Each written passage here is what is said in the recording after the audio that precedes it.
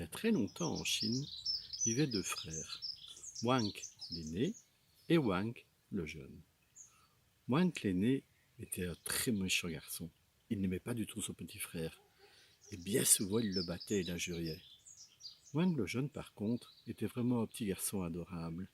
Il travaillait toujours, il était le préféré de son père. Mais un jour, le père mourut, et Wang l'aîné en profita pour prendre toutes les richesses. La maison, les champs de riz, les animaux, les terrains, tout ce qu'il pouvait avoir. Wang le jeune n'eut rien, et dut partir vivre dans une petite maison misérable avec sa femme. Un jour la femme dit « Nous n'avons plus rien à manger, Wang, qu'allons-nous devenir? Ne peux-tu demander à ton frère pour avoir un peu de riz ?»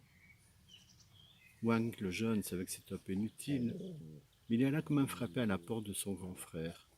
Celui-ci lui rit au nez et lui claqua la porte d'un coup.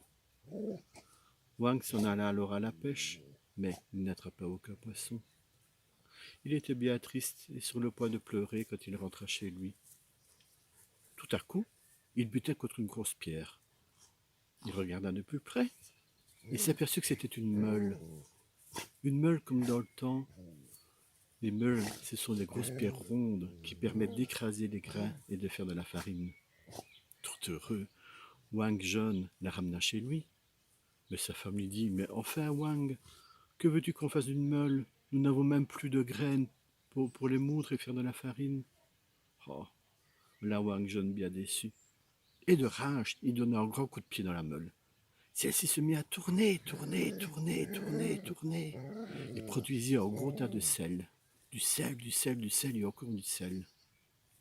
Il faut savoir qu'à l'époque, le sel était une denrée très très rare et coûtait beaucoup d'argent. Voilà donc Wang jeune et sa femme très très riches. Chaque fois qu'ils avaient besoin d'avoir un peu des vêtements, de quoi manger, des outils, ils échangèrent le sel contre tout cela auprès de leurs voisins et des commerçants. Mais Wang jeune avait bien remarqué que pour arrêter la meule, il fallait la retourner dans l'autre sens. Autrement, la meule continuait à produire du sel et encore du sel. Ce n'était plus possible. Mais avec tout ce qu'ils avaient déjà eu, les Wang pouvaient être très heureux et vivre riches jusqu'à la fin de leur jour. Mais cela arriva aux oreilles de Wang l'aîné, qui n'était pas content, Wang l'aîné. Il se dit « Mais c'est moi l'aîné, justement. C'est à moi que doit revenir cette meule et tout l'argent. Ouh, je vais aller trouver mon petit frère. » Et voilà Wang l'aîné qui frappe à la porte de son cadet.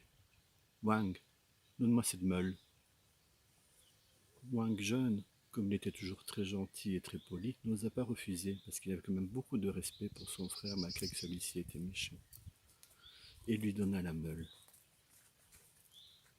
Et alors Wang, l'aîné, rentra chez lui, mais il n'avait pas écouté tous les conseils. Il donna un coup de pied dans la meule, qui se mit à faire du sel, et encore du sel, en veux-tu, et en voilà. Mais seulement il n'avait pas appris comment arrêter la meule. La meule continue à tourner, à produire du sel, et encore du sel, et partout du sel, que toutes les pièces de la maison se remplirent, et le toit se mit à craquer, et puis les murs, et la maison explosa dans un tas de sel. Alors Wang l'aîné, furieux, donna un coup de pied dans la meule, qui se mit à descendre, et à rouler au bas de la colline, et plouf, tomba dans la mer. Et comme personne ne retrouvera jamais la meule dans la mer et que personne ne l'arrêta, voilà pourquoi de nos jours, la mer est toujours salée.